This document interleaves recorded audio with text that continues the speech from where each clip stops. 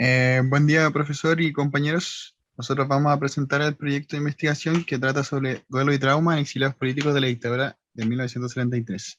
Los integrantes son Sofía Araya, Matías Chacón y Marcos Vieira.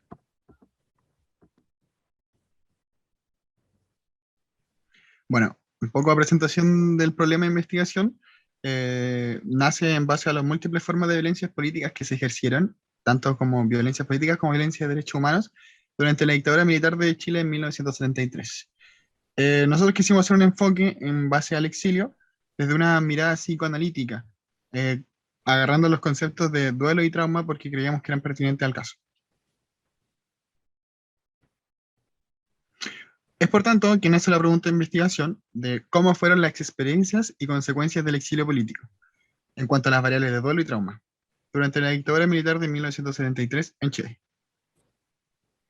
En base a esta pregunta, nacen también los objetivos, el cual el objetivo general eh, vendría siendo analizar desde la mirada psicoanalítica la experiencia y consecuencias de duelo y trauma en exiliados durante la dictadura.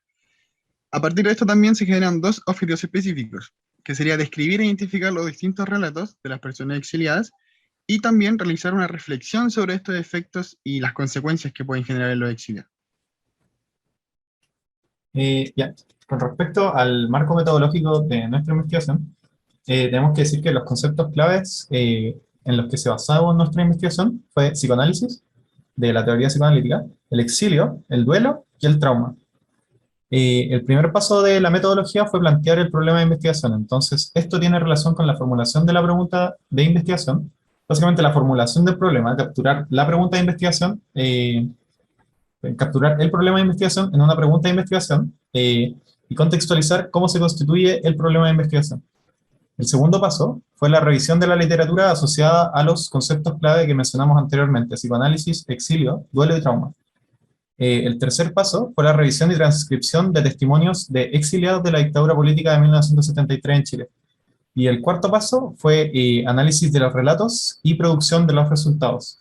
El análisis de los relatos fue hecho básicamente con toda la revisión de la literatura que estábamos aplicando.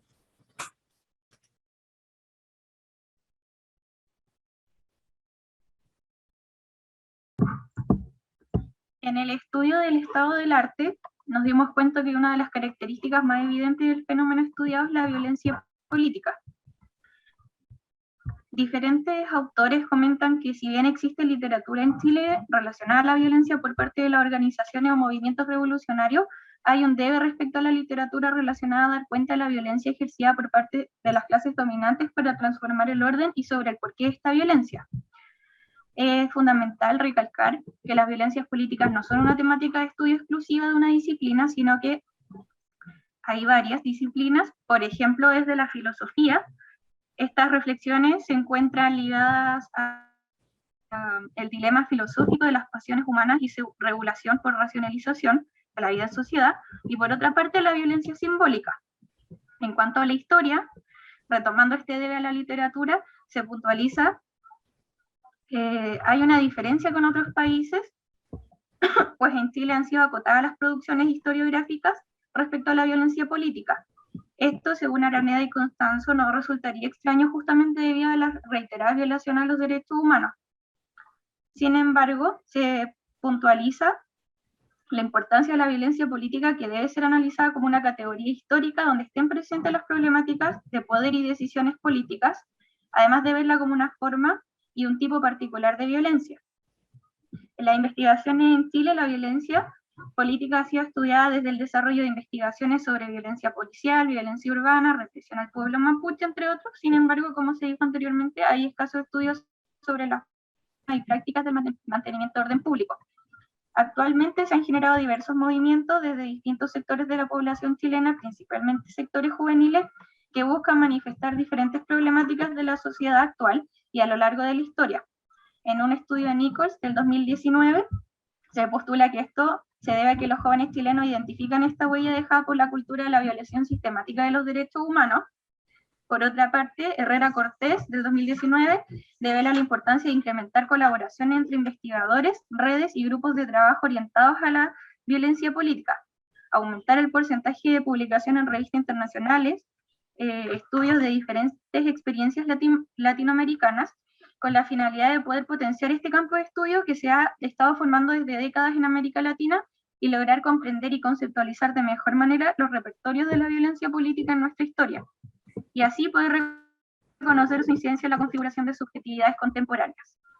En cuanto a la actualización de la violencia y el psicoanálisis, tenemos a Mena, quien reflexiona en su artículo Visión del psicoanálisis en la actualidad sobre la violencia como fenómeno social, sus efectos y consecuencias, que la violencia es un fenómeno inherente en las civilizaciones y que esto se traduce en un malestar en toda la sociedad. Además, la mayor parte de las veces incide de forma naturalizada en los lazos sociales, producciones culturales y en el sistema capitalista dominante.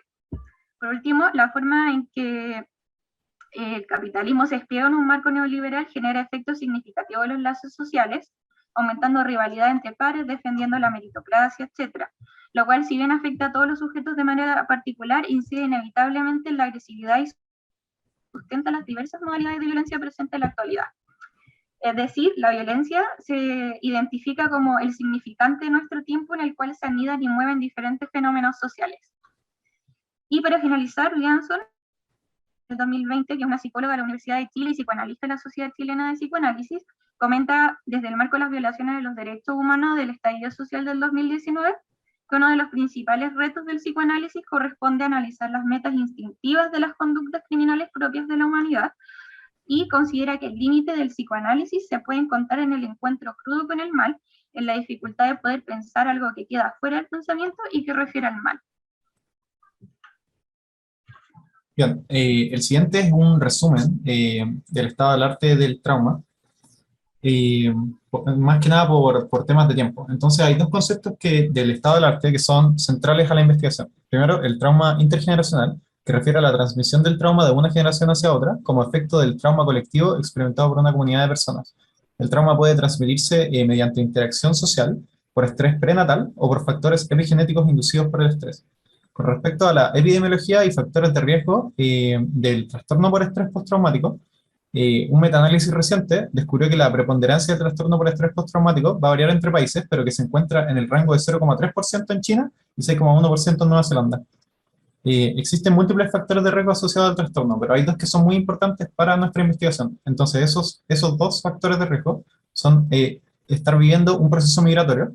Entonces, si es que se está viviendo un proceso migratorio, la probabilidad de que se sufra un trauma es mayor con respecto a la población normal.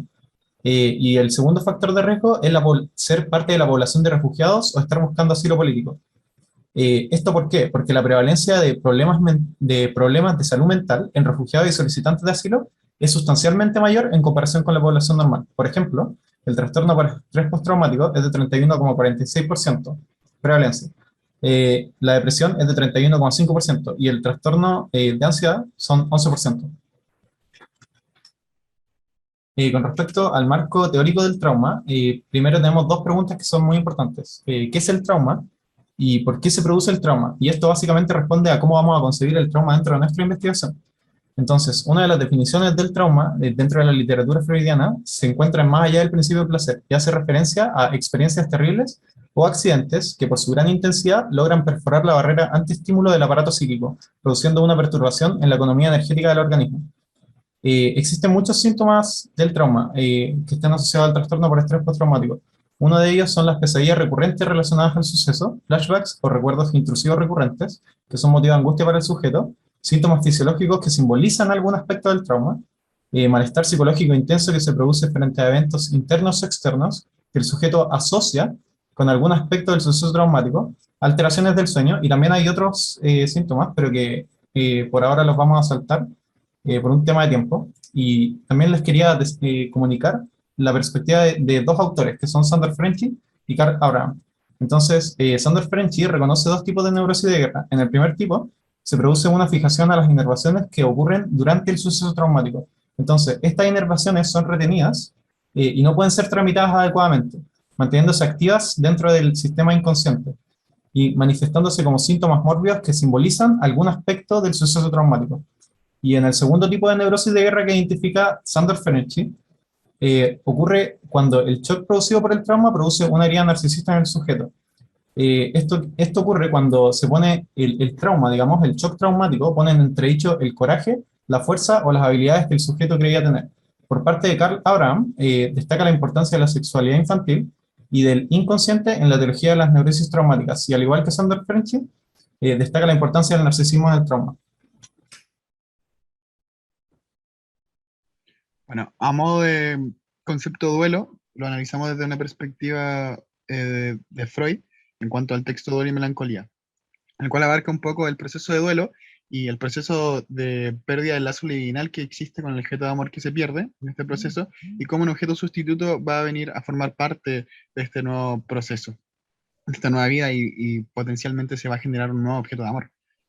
También habla del proceso del yo y cómo se ve afectado, y cómo el mundo exterior también en su entorno se genera un desinterés, que es bastante destacable de decir, porque se va a afectar, en el caso aterrizado de nuestra investigación, tanto el país del cual es exiliado como objeto de amor que pierde, como el objeto sustituto donde va a forzadamente a ser parte, y donde va a existir un par de conflictos debido a este proceso de duelo. Siguiente, por favor.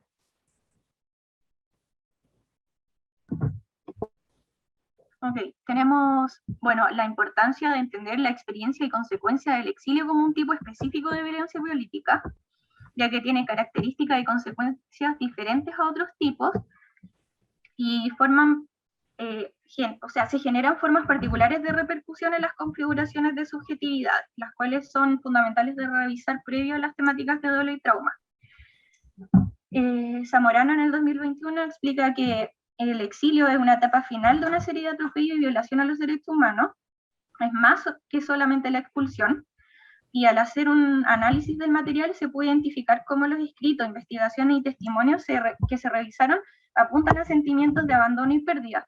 O sea, estos vínculos, cosas materiales, proyectos compartidos o propios son interrumpidos y cimentan autorrelatos quebrados, marcados e influidos por la imposibilidad de un proceso sano de tramitación de la pérdida.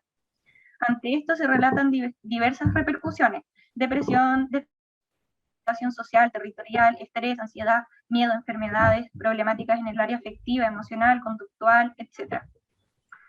Por consiguiente, la identidad también se ve fuertemente repercutida. Por ejemplo, las revisiones de artículos y revistas se atribuyen a la propia persona autorreferencias como sentirse despatriado, huérfano, sin patria, perteneciente a la nada y a nadie, ser un desconocido, entre otros. Se mencionan quiebres y cuestionamientos en cuanto a la personalidad y el sentimiento de pertenencia que rondan gran parte de la vida de los participantes, y se pueden identificar una suerte de decisión que marca la historia y subjetividad de los exiliados. Estas personas se ven obligadas a aceptar una patria sustituta sin opción de elección.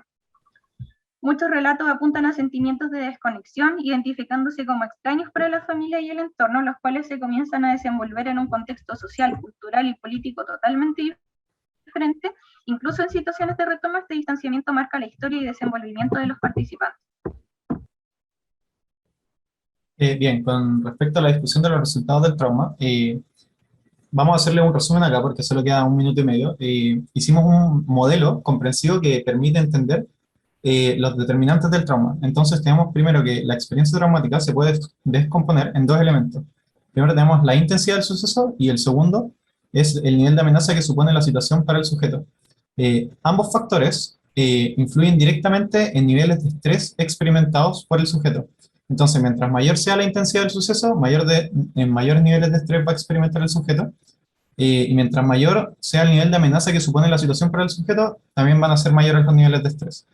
¿Y cuál es la idea principal acá? Que mientras mayores sean los niveles de estrés experimentados a causa de la experiencia traumática, mayor va a ser la probabilidad de que se desarrolle psicopatología, como por ejemplo trastorno por estrés postraumático, trastornos depresivos o trastornos de ansiedad. Pero si se fijan acá, hay una variable que modera la relación entre la experiencia traumática y el desarrollo de la psicopatología, que son la tolerancia y los recursos que posee el sujeto.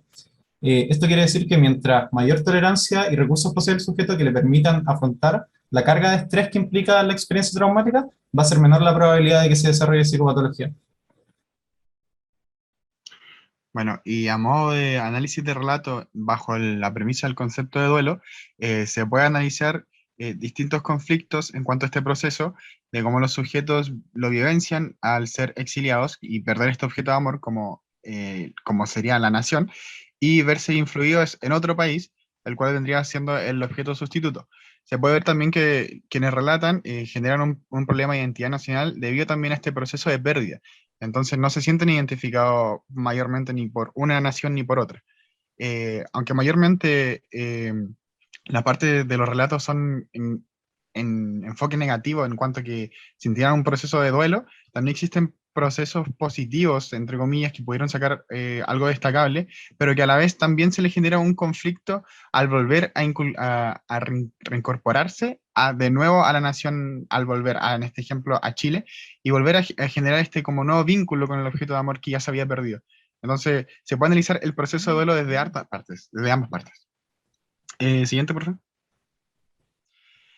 Bueno, y a modo de conclusión y reflexión final, creo que fue importante poder generar un análisis desde la mirada psicoanalítica para poder identificar a modo contingente lo que vendrían siendo los procesos de duelo y trauma dentro de los exiliados políticos en la dictadura ejercida. Esto también se generó como una dificultad. Nosotros como grupo queríamos generar una investigación desde una perspectiva que pudiera aportar a la contingencia, y se generaron un par de dificultades al poder procesar y ver cuál sería acorde a. Por lo cual finalmente nos decantamos por el que estamos usando, que es un poco más psicoanalítico, y analizar caso a caso. Pero eso también abre la pregunta a futuras investigaciones y que se pueden tomar, una de las cuales nosotros queremos dejar acá inculcadas podría ser un enfoque más intergeneracional, sino que así como cuáles son las consecuencias del trauma intergeneracional en hijos de la víctima de violencia política en la dictadura militar de 1973 en Chile. Básicamente eso. Y la siguiente diapo, por favor. Bien, sí, las siguientes diapositivas son de bibliografía y las tienen acá disponibles. Y les queremos desear muchas gracias por su atención. Y si es que existe alguna duda o consulta, sean libres de preguntarlo.